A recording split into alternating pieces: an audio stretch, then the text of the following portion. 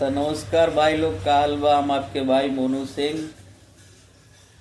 सबका exit poll आ गया है। लगभग लगभग जितने भी टॉप सोर्सेज है उनका एग्जिट पोल आ चुका है बिहार के चुनाव का। तो उसमें सब में एनडीए को पूर्ण बहुमत मिल रहा है और महागठबंधन फिर से इस बार हार रही है और एनडीए हमारी फिर से नीतीश कुमार का सरकार बनने जा रहा है। और एक हॉट सीट है जो छपरा का है। लगभग लगभग उसका भी एग्जिट पोल हर एक जो भी न्यूज़ चैनल है उस पर दिखाया गया है कि खेसारी लाल पीछे चल रहा है।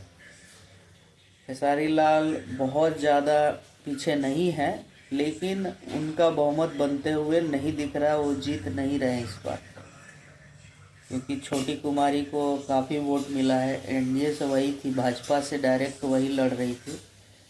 तो कोई छोटी कुमारी को देख के नहीं, हमारे नरेंद्र मोदी जी को देख के वोट किया है।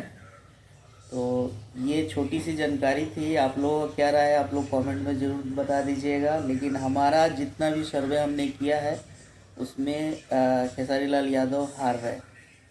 आप लोग अपना कमेंट बॉक्स में छोड़िए। बाकी तब तक के लिए जय भोजपुरी।